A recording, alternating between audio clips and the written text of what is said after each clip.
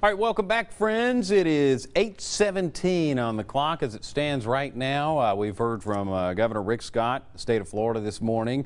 We'll continue to, when we have governors available, make them available to you here on our coverage here on WDHN News 18. We're live all day long as Hurricane Michael continues to trek across the Gulf of Mexico, getting ever so close to that Florida coastline, and landfall coming up in just a matter of hours at this point.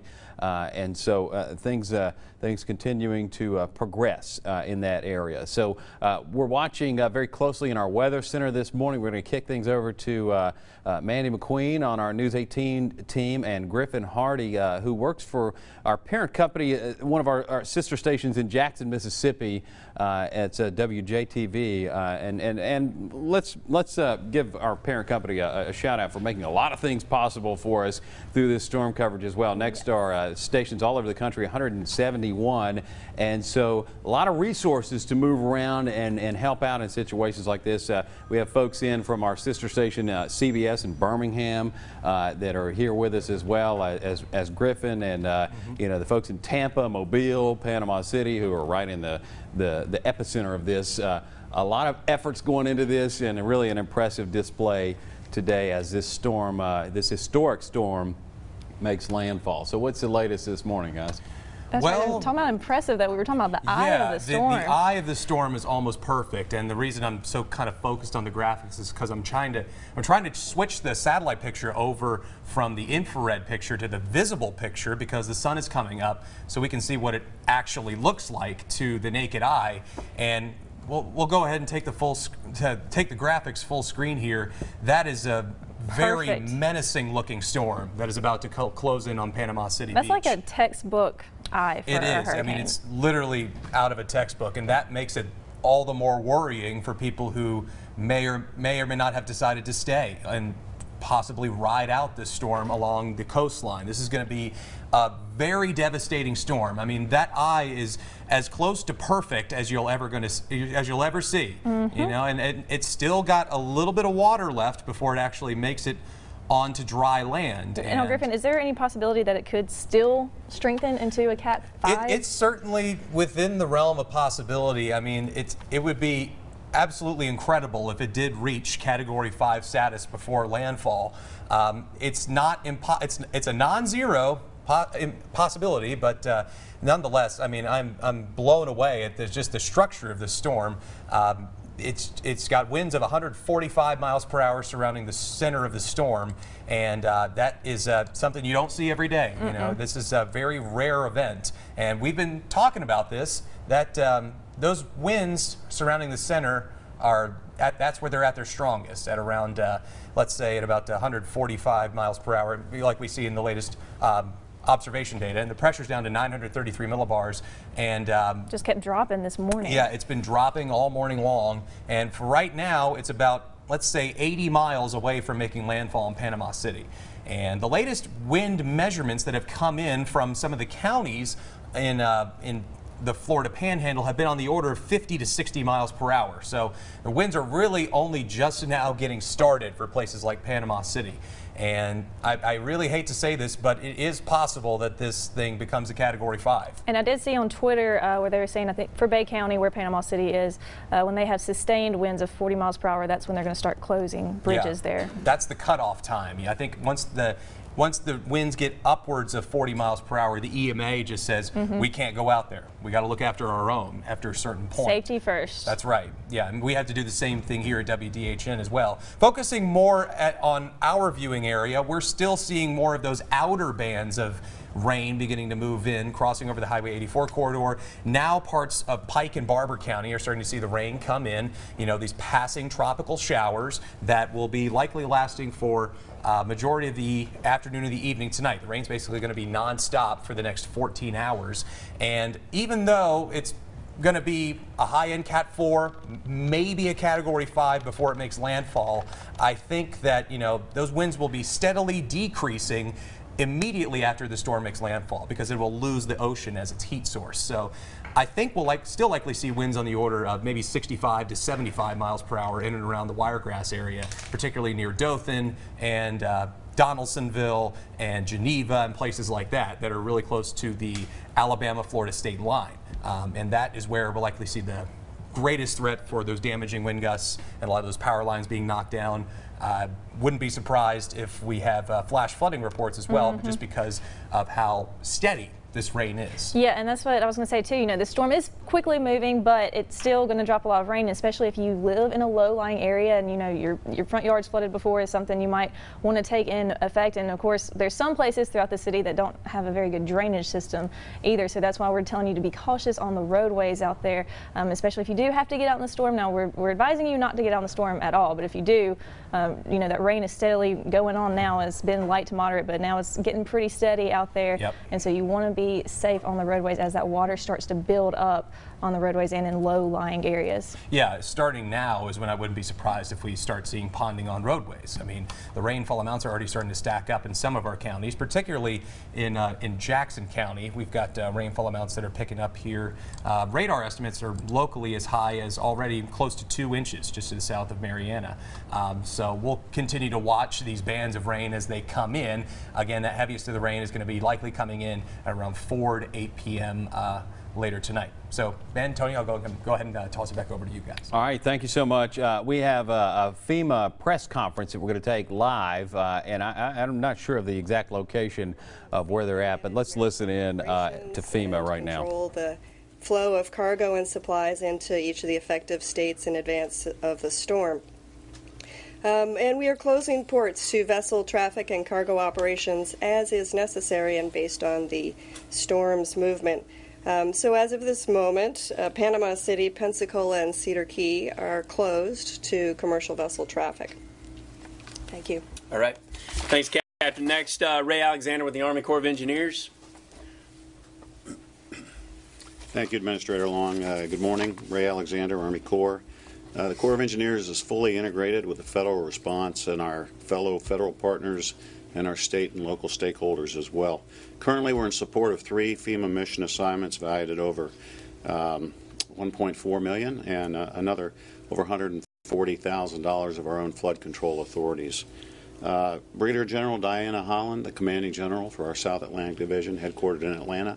She has the lead for the fight. She'll be at FEMA Region 4 today.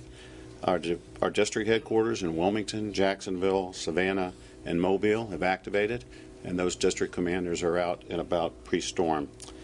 We have key leaders, liaison officers, technical subject matter experts located at state emergency operations centers and other key local and critical nodes throughout the area.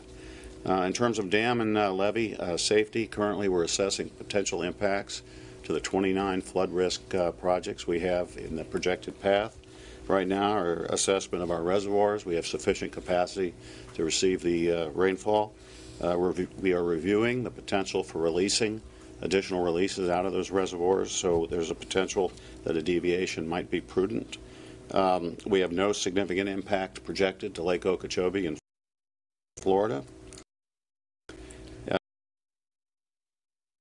In terms of temporary power, we have received a FEMA mission assignment. Our temporary power planning response team and our supporting contractors are located at the State EOC in Tallahassee. Additionally, we have soldiers from our 249th Engineer Battalion at the Incident Support Base in Maxwell Air Force Base, Alabama. For navigation, our survey vessels are in safe harbor, and they're postured to support our colleagues from the Coast Guard and NOAA to open ports, channels, waterways as soon as it is safe. No missions in debris, roofing, water, wastewater. We're postured to support EPA to do assessments and provide temporary power on water, wastewater facilities. Lastly, the Corps is fully synchronized with the Department of Defense efforts and U.S. Army North, U.S. Northern Command, and the Department of the Army. Thank you. All right. Thanks, Ray. Finally, we have Reggie Cheatham with EPA, our partners over at EPA. And good morning. The Environmental Protection Agency is ready to respond to environmental concerns related to Hurricane Michael and is working very closely with our state and local officials to prepare to address any impacts. The agency's pre-landfall activities related to the storm are complete. These activities include contacting facility operations and reviewing the status of Superfund sites, oil sites, and chemical manufacturing sites. Much of that information gathered during Hurricane Irma and more recently Tropical Storm Gordon. In addition, we are prepared to address post-landfall impacts should they occur. EPA is also in close coordination with the state of Florida. We have embedded an on-scene coordinator in the State Emergency Operations Center in Tallahassee to coordinate response efforts for oil and hazardous substance releases should they occur. We also have an on-scene coordinator posted in FEMA's Regional Response Coordination Center in Atlanta. And as needs arise or as things change, EPA will continue to coordinate and support our federal, state, tribal, and local government partners. Thank you. All right. And last but not least, our partners over at the American Red Cross. Obviously, this is a huge mass care effort. So if we can have Mr. Peter Macias. Good morning. Last night we had approximately 4,000 people who entered nearly 70 evacuation centers across the panhandle of Florida and into Alabama.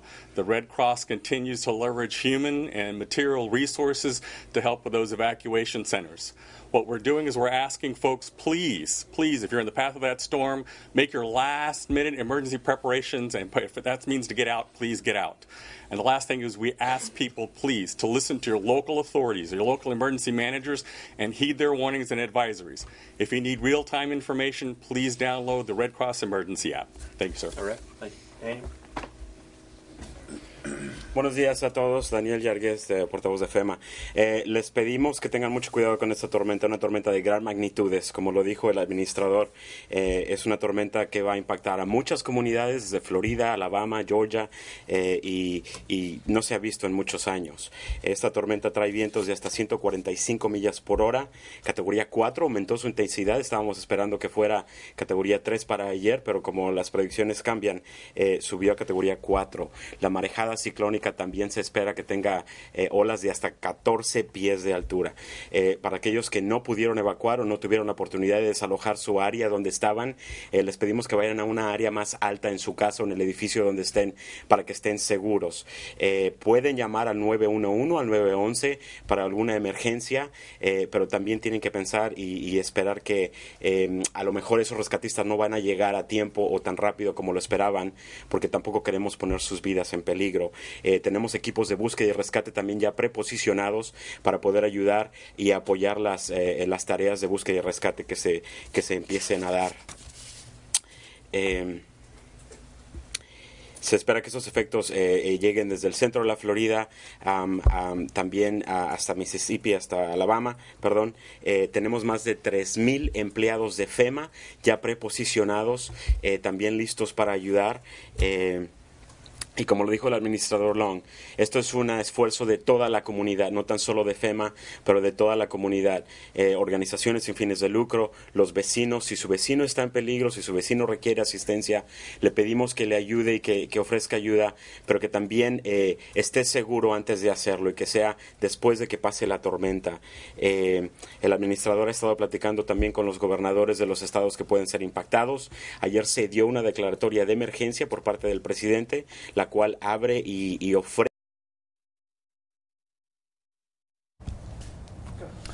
We lost the feed there, but we did want some of our Hispanic viewers to also have some communication there. Not everybody speaks English, and so we understand that and wanted them to have that opportunity to hear from FEMA as well. And so FEMA, basically just going through the checklist. They're prepared. They have resources in place. The storm continues to approach and potentially continues to get stronger. This is a very urgent situation today. As we've been through, we just on this minute hit hour number 4 of coverage. We enter hour number 5, continuous coverage here on News 18. We just want to convey to you that this is a very, very serious storm that is approaching the Gulf Coast. And so this is Panama City Beach right now. That is near Pier Park as it currently stands. Tanya, those waves continue to get bigger. Oh yeah, definitely strong, and could be. I think we heard from a little bit earlier from Griffin, possibly even become a Category 5 soon. This is certainly in the let's go to let's listen to back. Griffin for just a moment here. Yes, it appears it's certainly in the realm of possibility now that this becomes a Category 5 before landfall. Wow. This would be the worst case scenario for people who are immediately along the coast, because I'm seeing chatter in the National Weather Service chat room that even though the latest official advisory from the National Hurricane Center said 9:33, they're flying aircraft into the storm and getting pressure measurements. It's possibly down to 9:26 now. So the pressure is still dropping, it's which still is bad news dropping for the Florida Panhandle. Yeah, and unbelievably, this storm is still strengthening, so it has the possibility to reach Category 5 status before making landfall. It's certainly possible. I'm not saying it's a done deal, but it is, you know, it's one of those things where it's just, I'm astounded at some of the satellite imagery that's coming in. The pressure has been dropping, and we've already had Category 5 wind gust wrapped up in this too. But it's, right, that's it's true. amazing, and it's perfect eye, like we saw on the satellite imagery. And you can see it still behind me as well. The perfect textbook it's got eye. That There's the graphic full screen. Yeah, it's got that perfect symmetrical eye. That is a sight that you pray that you never see approaching the coastline. But this is just one of those scenarios where you just hope that people got out of there and that they heeded evacuation warnings. Now, even though I'm saying all of this, the wind is not going to be that strong when it makes it this far north up into the Wiregrass, because immediately after the storm moves off the Gulf of Mexico, it's going to start weakening. And that's good because we've got some distance between us and the coastline. So thankfully, I'm still thinking that we'll have winds on the order of 65 to 75 miles per hour when it does eventually pass through here. Yeah, still something to take very seriously. Like we've been saying, go ahead and make your preparations, because once that wind picks up, that's when things are going to get more on the dangerous side, and that's enough to cause some, you know, moderate damage for your homes. So that's why we've been saying to tie things down, make sure you got things away from your windows, and just go ahead and prepare this morning if you haven't already. But hopefully you have gone ahead and prepared for this. The preparations have been made. I mean, the rain's already coming down, so now is the time to just wait it out. Wait for the storm to come through. And if this thing does actually make it to Category 5 status, this would be totally unprecedented for this part of the country. This could be a totally devastating storm for places like Panama City, Apalachicola. Places in and around Apalachicola could easily see storm surge on the order of 9 to 13 feet. And that is enough to totally submerge the first story of any home that's nearby. So very damaging and also life-threatening. That's one of the yes. biggest life threats with these storms with hurricanes. Yeah. So thankfully, the flooding threat's not going to be as substantially high here, but unbelievably, Michael is still strengthening, even if it's about 70 miles away from making landfall. And I just want to mention this too. You know, when we talked about those numbers a moment ago, we were in a break and we saw that, oh my goodness, and even in the FEMA press conference there, the pressure is dropping, and that there is potential that this could become a Category 5 storm. Literally, the mood in the studio here completely changed. You know, this is personal for us. Obviously, here at home, we all have homes and families in this area, and the beach is where we all grew up going. That's, you know, 85 miles down the street. So serious stuff, not to take lightly for sure. Tough to take in. We know a lot of you own property on the beaches, and we just really want to convey the seriousness of this situation to you today, and as this storm continues to grow. Mike Gerspan and Courtney Chandler on the road for us. They're really kind of covering the west side of Dothan right now. Let's go to them live this morning. Guys, good morning.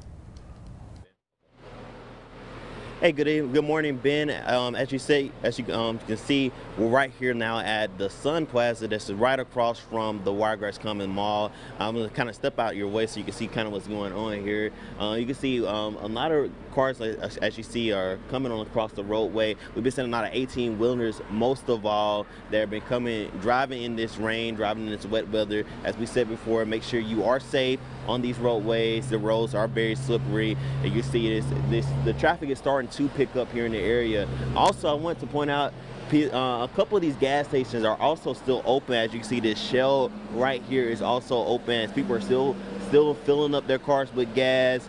trying to either get home or try to beat this storm that is on its way very, very soon. And as we've been out here, me and Mike Gershman, we've seen the winds definitely pick up, and I'm going to kind of pass it on to him, and he's going to kind of tell you a little bit of kind of what's going on as far as winds and the clouds. So Mike is passing it on. All right, passing on the baton.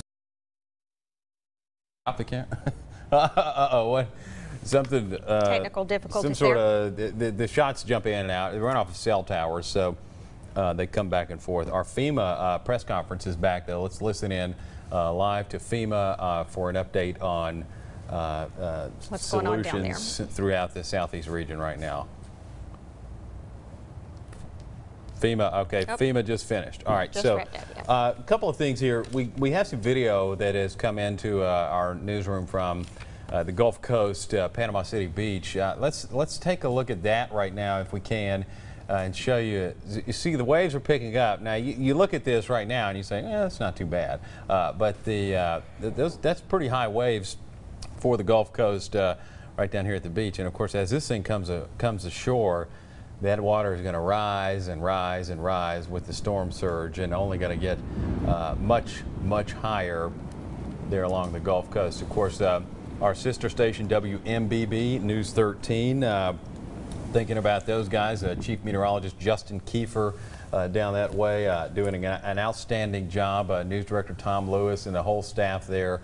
Our thoughts are really with them as this storm is bearing down on their location. They're in downtown Panama City Beach, downtown Panama City, across the bay from Panama City Beach, and so they're right down there along the coast, broadcasting live all day. This is from shooters there on Panama City Beach, on the beach side of things, and we just continue to watch this storm grow.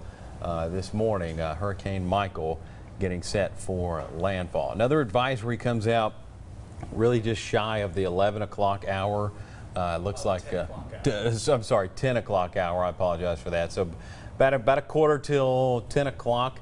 If you're thinking, hey, I need to go do a couple things, but I want to watch the coverage. If you need to take a break or so, maybe run, and pick up a generator or whatever you got to do this morning, that's when you definitely want to be by the TV from 9:30 to 10 to 10:30, even into 11 o'clock, because that's when things on the storm will change and will be much different. Do we have a Durden camera potentially? This is schooners at Panama City Beach. This is the shot right now, and that water's coming up quite a bit there on the Gulf Coast. You can see the chairs there on the beach. To be honest with you, I'm not familiar with this shot myself, but I want you to look at the bottom of your screen there. If you can see, that's the bottom part of some of the sand dunes there, and typically ahead of that stuff, the plant life, the vegetation on the beach, is the area where you would pitch a tent or a chair and hang out. So usually that's about a 30 to 40 foot distance. Yep. Not going to be pitching a tent there, looks like for sure now. No, or not anytime today. soon. And to be honest with you, that water normally does not come up to that point. So you can see it's already rising in this area at schooners. And I've even heard from folks in Tampa this morning that said low tide was over some of the seawalls down there. So hurricanes are a Gulf event. The chairs went. Yeah, so the chairs just didn't make it very long. That's a pretty big wave that just came in there down at Panama City Beach at Schooners, a place you guys are all familiar with. Schooners, I believe, is down Thomas Drive. I think you're right. Down toward the southern end of Thomas Drive. Thomas Drive makes a big loop, and it's on the Gulf side of the Thomas Drive loop there. So we're going to take it's 8:41 on the clock. We've been on air for 4 continuous hours. We're going to continue to stay on air. When we return, we'll have Mandy McQueen walk you through some of the latest developments on the weather wall for a few minutes and get you kind of up to speed on that. We haven't done that in a while, so we're going to get you a quick break. We'll be back in just a couple of minutes. Stay with us. You're watching continuous coverage on WDHN, the only live station in the Dothan market. Stay with us.